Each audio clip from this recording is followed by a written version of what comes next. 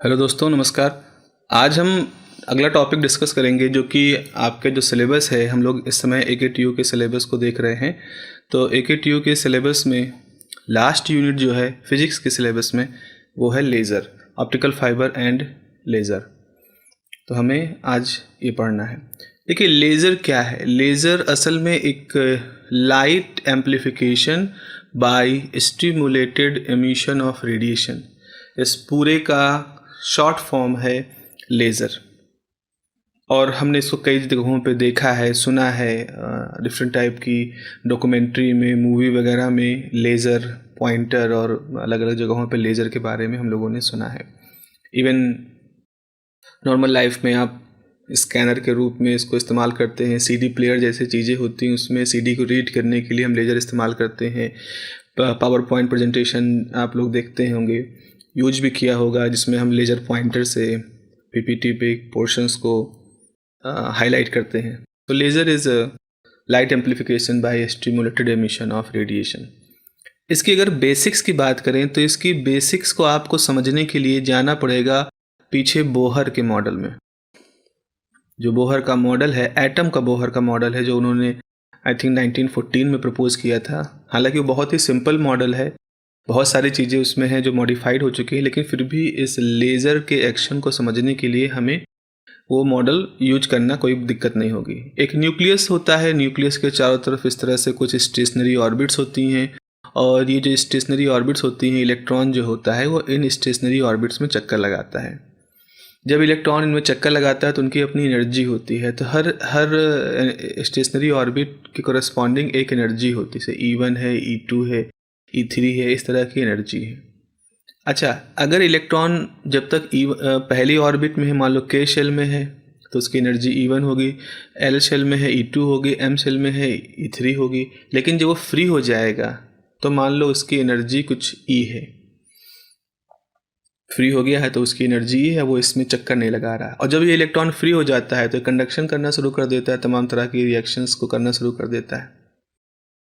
तो हम इस तरह से फ्री होने से पहले और भी एनर्जी लेवल्स यहाँ मान सकते हैं। E4 मान सकते हैं, E5 मान सकते हैं, और भी एनर्जी लेवल्स मान सकते हैं। अब आते हैं हम जरा E3 के बारे में। तो अब हम इसको एक ग्राफ के थ्रू प्रेजेंट करना चाहें तो मान लीजिए हमने ये लाइन डिनोट की, ये E3 को रिप्रेजेंट कर रहा है, और इसके ऊपर एक और एनर्जी लेवल है जिसको कि हम E4 कह रहे हैं। तो E4 की वैल्यू E3 से ज़्यादा है।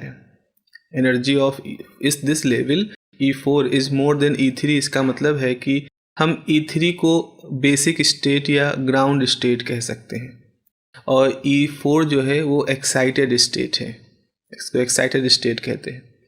अब नॉर्मली क्या है, इलेक्ट्रॉन E3 में चक्कर लगा रहा था अपनी आराम से, तभी उसको बाहर से एनर्जी मिल गई, फोटोन के रूप में मान लो एनर्जी मिल गई। तो फोटोन के रूप में एनर्जी मिल गई, एनर्जी इतनी थी कि वो E4 के बराबर हो गई। तो जैसे इस इलेक्ट्रॉन को एनर्जी मिलेगी और इसकी एनर्जी बढ़ जाएगी तो वो E3 से शिफ्ट होकर के E4 में चला जाएगा।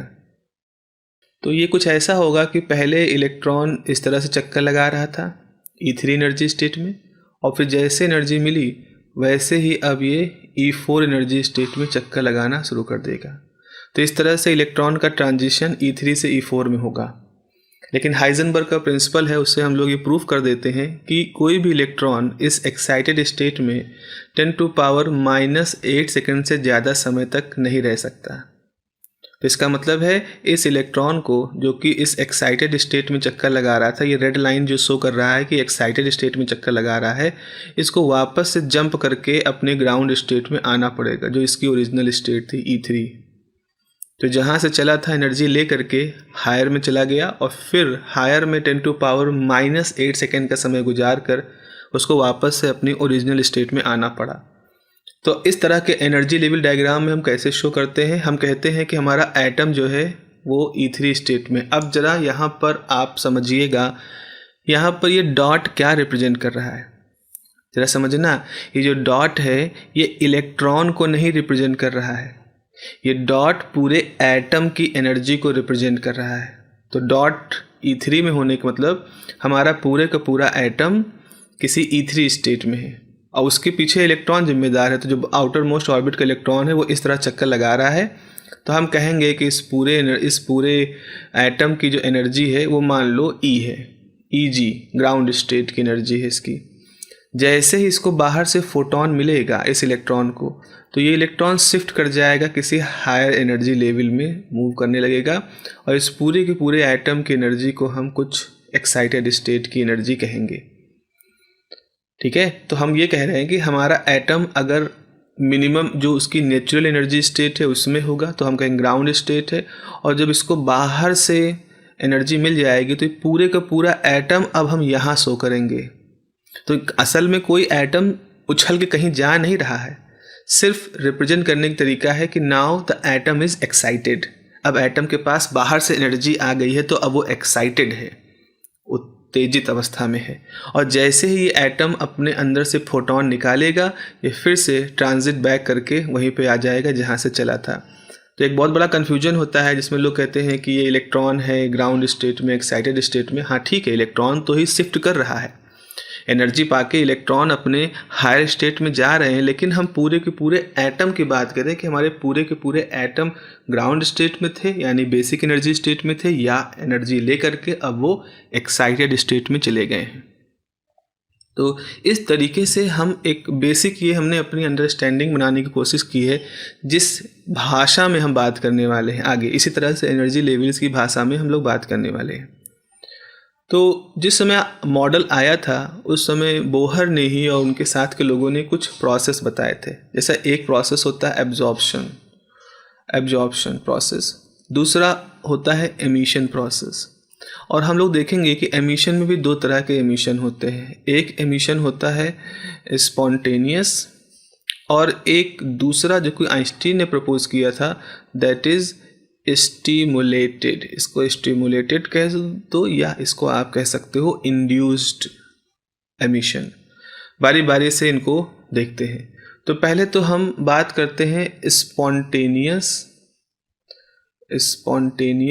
एब्जॉर्प्शन की।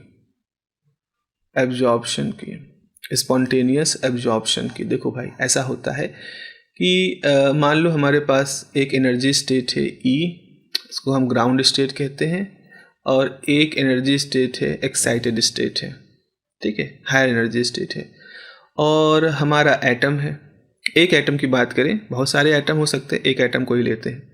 अब क्या हुआ, इसके ऊपर बाहर से फोटोन आके गिरा, फोटोन था वो आया, उस फोटोन की एनर्जी जो है वो E3 में ऐड हो गई। तो Eg में अगर hν एनर्जी ऐड कर दोगे तो वो मान लो Ex के बराबर हो गई। तो अगर ऐसी सिचुएशन हुई है तो हमारा ये जो एटम है ये यहाँ से जंप, इसको कहेंगे ट्रांजिट कर गया, और ट्रांजिट कर गया एक्साइटेड स्टेट में। तो इस पूरे प्रोसेस को हम स्पॉन्टेनियस एब्जॉर्प्शन कहेंगे, क्योंकि यहाँ पर इलेक्ट्रॉन जो एटम है, एटम के अंदर जो इलेक्ट्रॉन है वो एब्जॉर्ब कर रहे हैं एनर्जी को। तो this is called the spontaneous absorption. इसकी जो मैथमेटिक्स है जिसमें कि आइंस्टीन कोफिशिएंट हम लोग निकालेंगे, तो अभी तो हम यहाँ पर एक एनर्जी लेवल के साथ होल सोल बात कर रहे हैं। आगे की वीडियो जो मैं बनाऊंगा वो डेडिकेटेड होगा सिर्फ आइंस्टीन कोफिशिएंट को कैलकुलेट करने का। तो अभी आप यहाँ बेसिक समझ लीजिए, एक बहुत ही बेसिक अंडरस्टैंडिंग अपनी डेवलप करिए।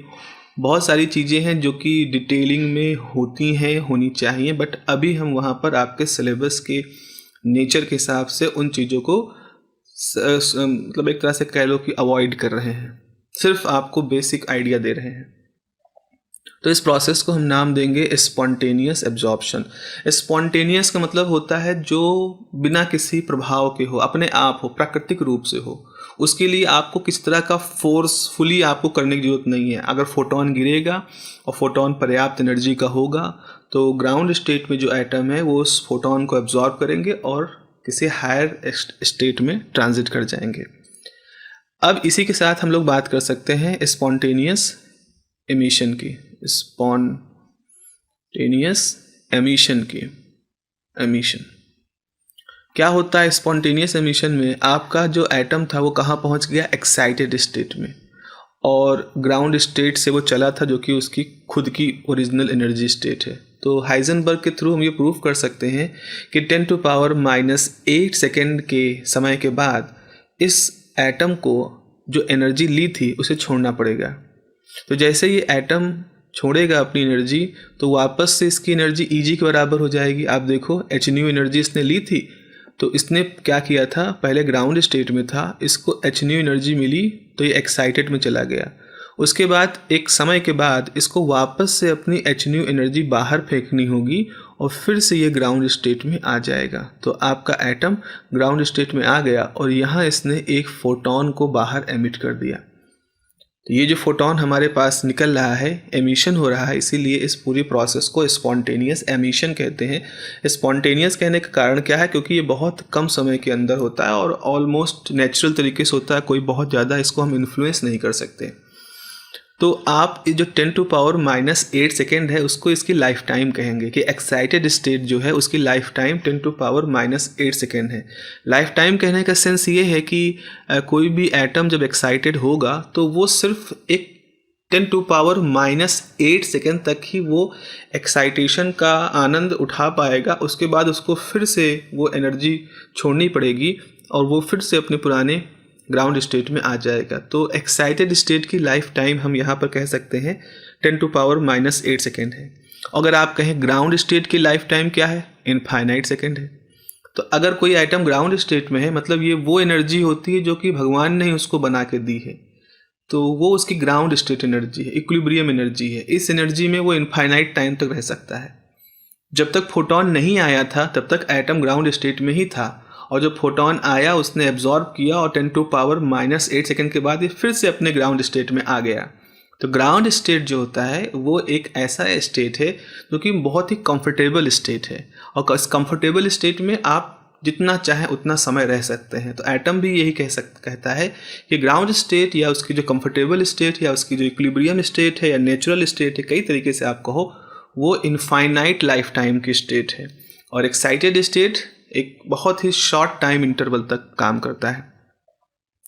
अब आइंस्टीन इसमें एक तीसरी संभावना भी बताते हैं।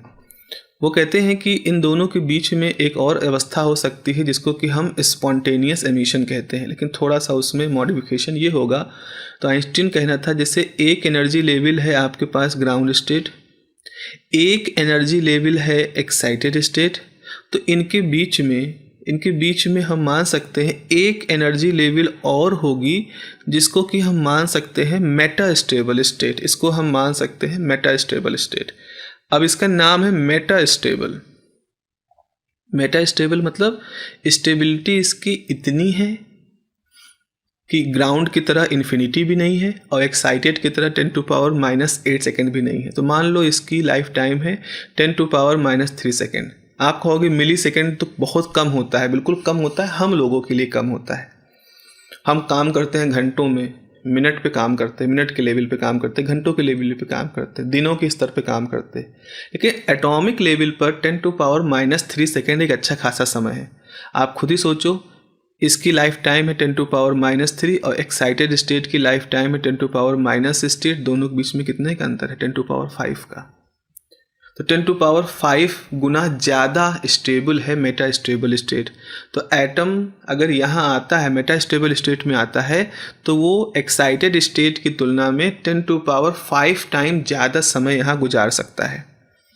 तो इस मेटा स्टेबल स्टेट की बात आइंस्टीन जब कहते हैं तो अब वो एक बिल्कुल नई चीज़ बताते हैं कि देखो भाई, जैसे मान लो आपका एटम है, एटम कहाँ था, ग्राउंड स्टेट में था, बाहर से फोटोन आया इसके ऊपर, और जैसे इसके ऊपर फोटोन आया तो ये एटम मान लो यहाँ से ट्रांजिट करके एक्साइटेड स्टेट में चला गया, यानी कि एटम यहाँ आ गया। उसके बाद फिर वो कहते हैं कि ये एटम एक्साइटेड स्टेट में 10⁻⁸ सेकेंड गुजारने के बाद ये ट्रांजिट कर जाएगा मेटा स्टेबल स्टेट में। आप देख रहे हो इन दोनों के बीच में एनर्जी का अंतर कम है, Ex और Em का डिफरेंस कम है। तो जब एटम Ex से Em में जाएगा, एक्साइटेड से मेटा स्टेबल स्टेट में जाएगा, तो यहाँ पर ऑलमोस्ट कोई भी रेडिएशन बाहर नहीं निकलेगा। तो यहाँ पर ना के बराबर फोटोन निकलते हैं। तो फोटोन की चिंता हमें नहीं करनी है कि हायर एनर्जी लेवल से लोअर एनर्जी लेवल में जब एटम आते हैं तो वो फोटोन निकालते हैं, लेकिन ऊर्जा का अंतर कम होने की वजह से हम इसे रेडिएशन लेस ट्रांजिशन कहते हैं। अब जब एटम यहाँ आ गया तो अब वो रिलैक्स है, वो यहाँ बैठा रहेगा, क्योंकि यहाँ इस जगह की लाइफ टाइम अच्छी खासी है, तो एटम यहाँ बैठा रहेगा। उसके बाद जब इसका 1 मिली सेकेंड समय पूरा हो जाएगा तो फिर एटम यहाँ से ट्रांजिट करेगा स्पॉन्टेनियस तरीके से। ओके, ये जो ट्रांजिशन होगा वो पूरी तरह से स्पॉन्टेनियस होगा।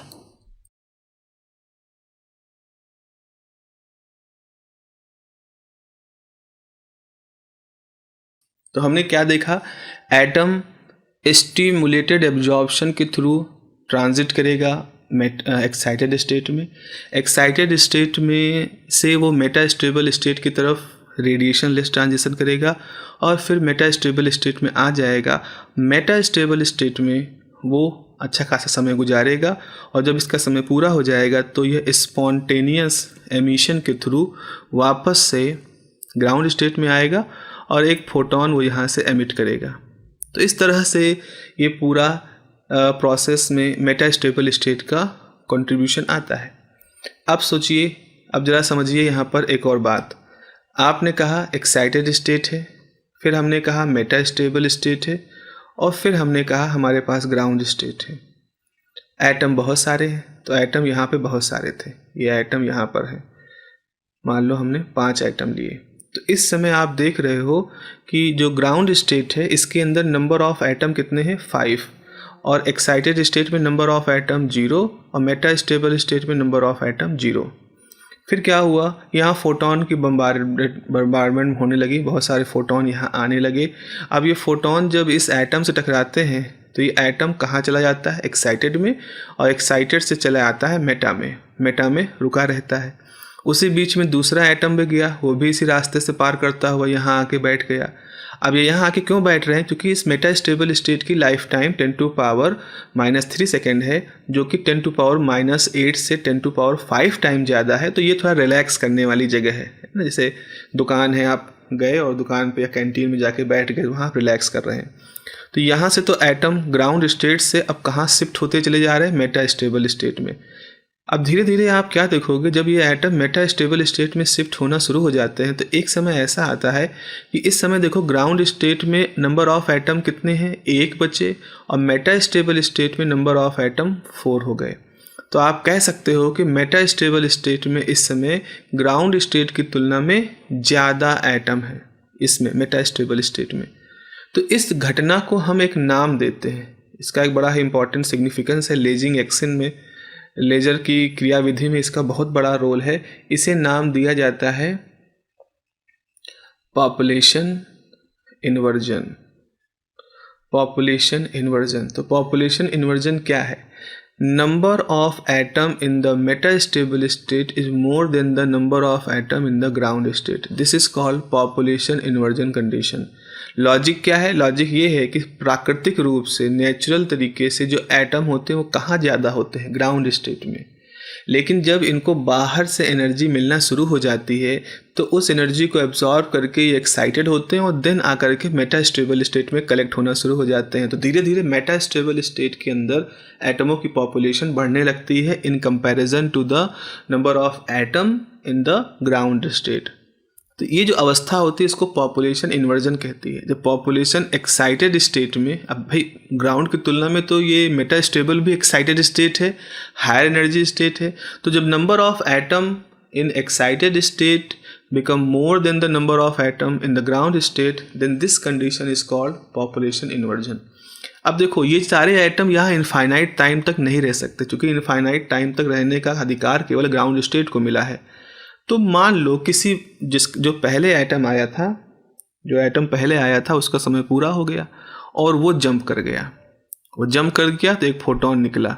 अब ये फोटोन किसी तरह से अगर बाकी इंतज़ार कर रहे एटमों से मिल जाए, है ना, ये फोटोन मान लो यहाँ हमने मिरर लगा दिया, तो मिरर वगैरह से अगर ये रिफ्लेक्ट होकर के इन बाकी बचे हुए मेटास्टेबल स्टेट के एटमों से जब ये इंटरेक्ट करेगा तो ये क्या करेगा, इन सारे एटमों को स्टिमुलेट कर देगा, इनको मोटिवेट करेगा कि चलो एक साथ जंप करो। तो एक ये फोटोन बाकी के जो बचे हुए फोटोन एटम है, सॉरी बाकी के बचे हुए जो एटम है मेटास्टेबल स्टेट में, उनको प्रेरित करता है, मोटिवेट करता है, यहाँ रुके रहो नहीं, कि यहाँ बैठे बैठे इंतजार मत करो, चलो वापस चलते हैं, सब ग्राउंड स्टेट में एक साथ चलते हैं, यूनाइट करता है इन सबको। अब होगा क्या कि सारे के सारे एटम इस फोटोन के इन्फ्लुएंस में एक साथ बिल्कुल गमागम जंप करना शुरू कर देंगे। और जब ये सारे एटम एक साथ जंप करेंगे तो बहुत सारे फोटॉन जो हैं इनके जंप से एक साथ एक ही समय में एक ही तरीके से एक ही दिशा में निकलेंगे। तो इस पूरी घटना को हम नाम देते हैं स्टिमुलेटेड एमिशन। तो आपने देखा कि स्टिमुलेटेड एमिशन होने के लिए मेटास्टेबल स्टेट जरूरी है। मेटास्टेबल स्टेट में हमारे पास एटमों का संख्या ज़्यादा होनी जरूरी है, यानी जो number of atom metastable state में हो वो more than the number of atom in the ground state होने चाहिए। और फिर किसी एक फोटॉन के इन्फ्लुएंस में आके एक तरह से एक इंटरेक्शन होता है, लेज़र या इलेक्ट्रोमैग्नेटिक और एटम का इंटरेक्शन है। इस इंटरेक्शन के वजह से ये एटम जो कि मेटास्टेबल में थे वो एकदम से जंप करते हैं ग्राउंड स्टेट में, and this gives the huge amount of identical photons. और यही फोटॉन असल में लेज़र लाइट का लेज़र बीम बनते हैं। तो ये जो पूरी प्रोसेस होती है, इस पूरी प्रोसेस को आइंस्टीन ने कहा this is the stimulated emission process. और ये जो एक साथ एक ही दिशा में फोटॉन निकलते हैं, इन्हीं फोटॉन को हम लेज़र बीम कहते हैं। लेज़र बीम बनने का यही एक कारण होता है। अब उसके बाद ये जब बात चल रही थी तो उस समय रशियन फिजिसिस्ट थे बोसोव। तो बोसोव जो थे उन्होंने एनर्जी लेवल पे काम करना शुरू किया कि कितनी एनर्जी लेवल होनी चाहिए, कैसी एनर्जी लेवल होनी चाहिए इस तरह के एक्शन को एफिशिएंट बनाने के लिए। तो यहाँ पर हमारे पास कुछ डिस्कशन के टॉपिक मिलते हैं कि आप 2 लेवल एनर्जी सिस्टम की बात करें या 3 लेवल एनर्जी सिस्टम की बात करें या 4 लेवल एनर्जी सिस्टम की बात करें। तो लेज़र के काम करने के लिए, लेज़र को अच्छे तरीके से काम करने के लिए इन तीनों में से किस तरह का हमें एनर्जी लेवल सिस्टम चुनना चाहिए। तो बारी बारी से हम दोनों की बात करते हैं और फिर आपको समझ में आएगा कि इन तीनों तरीकों में से कौन सा सबसे एफिशिएंट तरीका है। हो सकता है अभी आप यही ना जान पा रहे हो कि क्या लेवल सिस्टम की क्या मतलब है, तो अभी आप लोग इसको समझोगे। 2 लेवल एनर्जी सिस्टम का मतलब है कि लेज़र को बनाने के लिए हमें कोई मटेरियल लेना पड़ेगा। ये हमारा मटेरियल है। तो जो मटेरियल हम लेते हैं उसको हम गेन मीडियम कहते हैं, जिसके थ्रू लेज़र बनाई जाएगी और बाहर भेजी जाएगी, जिसको गेन मीडियम कहते हैं। अब गेन मीडियम में एटम होते हैं, एटमों में एनर्जी लेवल होते हैं। तो अगर हमारे एटम जो गेन मीडियम के हैं उसमें एनर्जी लेवल 2 हैं, एक ग्राउंड स्टेट है और उसके बाद एक्साइटेड स्टेट है, इसके बीच में मेटास्टेबल स्टेट नहीं है। तो ऐसी स्थिति में क्या होगा कि आपके पास एटम यहाँ रहेंगे, ठीक है, एटम आपके ग्राउंड स्टेट में है, आप फोटॉन भेज रहे हो, तो फोटॉन की वजह से क्या होगा, एटम ऊपर जाएंगे और फिर 10⁻⁸ सेकंड के बाद वापस से नीचे आ जाएंगे। तो इस पूरी प्रोसेस के दौरान अगर आप बहुत कोशिश करोगे तब भी ये पाओगे कि हद से हद 50% एटम आपके एक्साइटेड में होंगे और 50% एटम आपके ग्राउंड स्टेट में होंगे। तो 2 लेवल एनर्जी सिस्टम में चूंकि स्पॉन्टेनियस एब्जॉर्प्शन होता है और स्पॉन्टेनियस एमिशन होता है, तो यहाँ पर कभी भी पॉपुलेशन इन्वर्जन की घटना नहीं हो पाती है। क्या है पॉपुलेशन इन्वर्जन? अगर number of atom in the excited state is more than the number of atom in the ground state, तब इस घटना को हम पॉपुलेशन इन्वर्जन कहते हैं। लेकिन 2 एनर्जी लेवल सिस्टम में इस तरह का पॉपुलेशन इन्वर्जन नहीं हो पाता है। तो क्या किया जाए? अब इसके लिए हम 3 एनर्जी लेवल सिस्टम पढ़ते हैं। 3 एनर्जी लेवल सिस्टम में एक एक्साइटेड स्टेट होता है, एक उसके बीच में मेटास्टेबल स्टेट होता है और फिर एक नीचे जो होता है वो ग्राउंड स्टेट में होता है। और लेज़र कब बनेगी, लेज़र कब निकलेगी? तो पहले आपका एटम ग्राउंड स्टेट में है तो इसको पहले आप एक्साइट करिए। एक्साइट होने के बाद वो ऑटोमेटिकली रेडिएशन लेस प्रोसेस के द्वारा आ जाएगा मेटास्टेबल स्टेट में। और फिर कोई फोटॉन जब आएगा तो इस मेटास्टेबल इलेक्ट्रॉन को एक साथ जंप करा करके ग्राउंड की तरफ भेज देगा। तो इसमें लेज़र कहाँ से बन रहा है? मेटास्टेबल स्टेट और ग्राउंड स्टेट के बीच में। अब यहाँ पर दिक्कत क्या होगी कि किसी एटम को ग्राउंड स्टेट से उठा करके मेटास्टेबल स्टेट तक भेजने में हमें काफ़ी ज़्यादा इनपुट एनर्जी लगानी पड़ती है। बिल्कुल हम ज़मीन से उठा के आसमान तक ले जा रहे हैं और लेज़र एक्शन जब होगा तो फिर से ये ग्राउंड में आ जाएगा। तो इस पूरी प्रोसेस में हमारे इनपुट एनर्जी काफ़ी लगती है और जिसकी वजह से ऐसे जो लेज़र होते हैं उनकी एफिशिएंसी कम हो जाती है। सर रूबी लेज़र है, रूबी इसी कैटेगरी का लेज़र होता है जहाँ पर ग्राउंड स्टेट से एक्साइटेड, फिर मेटा स्टेबल और फिर मेटा स्टेबल से फिर ग्राउंड। तो ये जो चक्र होता है, ये पूरा ग्राउंड का जो इन्वॉल्वमेंट रखता है, इसमें अच्छी खासी एनर्जी ख़राब हो जाती है, वे मतलब यूजलेस एक तरह से कह सकते हो, वहाँ पर इस्तेमाल होता है उसका। तो इसका एक तरीका क्या है कि ग्राउंड स्टेट एनर्जी को हम ना इन्वॉल्व करें, क्योंकि वापस से ग्राउंड से फिर ये सब में थोड़ा ज़्यादा एनर्जी लग रही है, इनपुट एनर्जी ज़्यादा लग रही है, एफिशिएंसी यहाँ पे कम होती दिख रही है। तो इसका कारण, इसका तीसरा जो तरीका है वो ये कहते हैं चलो ऐसा एनर्जी लेवल सिस्टम इस्तेमाल करें जहाँ 4 लेवल हों। तो जैसे एक्साइटेड स्टेट नंबर 1, ओके, फिर मेटा स्टेबल स्टेट, फिर मेटा स्टेबल स्टेट के नीचे एक और एक्साइटेड स्टेट और फिर सबसे नीचे ग्राउंड स्टेट। तो हम क्या करते हैं, हमने एनर्जी दी, ये ग्राउंड से एनर्जी लेवल यहाँ पहुँच गई या मेटा स्टेबल पहुँच गई, यहाँ से पहुँची मेटा में, मेटा से फिर यहाँ इकट्ठा होना शुरू हुई, मेटा में एटम इकट्ठा होने शुरू हुए, फिर कोई फोटोन आता है यहाँ पर और उस फोटोन की वजह से ये सारे के सारे एटम जंप करते हैं। तो ये जंप करके ग्राउंड में नहीं जाते हैं, ये जंप करके इस EX2 में चले जाते हैं जो कि ग्राउंड से ऊपर है। तो हमारा लेजर एक्शन जो होता है वो मेटा स्टेबल स्टेट और उससे जस्ट नीचे के एक एक्साइटेड स्टेट में होता है। अंतर देखिएगा, यहाँ क्या था, मेटा स्टेबल स्टेट जो कि एक एक्साइटेड स्टेट ही है, वहाँ से एटम जब सीधे ग्राउंड में कूदते हैं तब फोटोन निकल रहे थे लेज़र वाले। अब की बार लेज़र के फोटोन कब निकलते हैं, लेज़र के फोटोन तब निकलते हैं जब एटम हमारा किसी मेटा स्टेबल स्टेट से अपने जस्ट नीचे के लोअर एनर्जी स्टेट में कूदता है। तो ये वाला रिएक्शन रेडिएशन लेस था और जब एटम यहाँ आ जाते हैं तो फिर वो ग्राउंड स्टेट में भी स्पॉन्टेनियस तरीके से आते हैं, ये भी रेडिएशन लेस ट्रांजिशन होता है।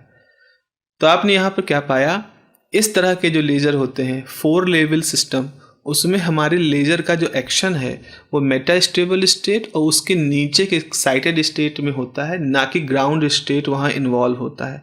एफिशिएंसी के लिहाज से देखें तो 2 लेवल सिस्टम तो लेज़र के लिए ठीक ही नहीं है। 3 लेवल सिस्टम जो होता है, 3 एनर्जी लेवल सिस्टम जो होता है, ये लेज़र को सपोर्ट तो करता है बट उसकी एफिशिएंसी काफ़ी कम होती है। और जो 4 लेवल सिस्टम है ये ज़्यादा अप्रोप्रिएट सिस्टम है जहाँ की लेज़र एक्शन 2 एक्साइटेड स्टेट के बीच में ही हो जाता है, जबकि एक मेटा स्टेबल है और एक दूसरा एक्साइटेड स्टेट है।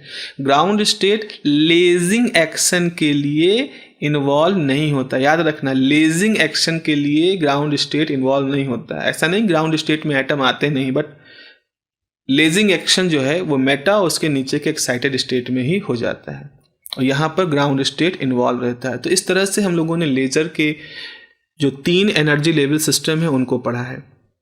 सो नेक्स्ट में हम लोग बात करेंगे कि इनका एप्लीकेशन देखेंगे। रूबी लेज़र और हीलियम नियॉन लेज़र, ये 2 तरह के लेज़र हैं, इनको देखेंगे और इसके एप्लीकेशन के बारे में पढ़ेंगे। देन फर्दर हम आइंस्टीन कोफिशिएंट भी कैलकुलेट करेंगे। ओके, सो मिलते हैं अगले लेक्चर में। Have a nice day.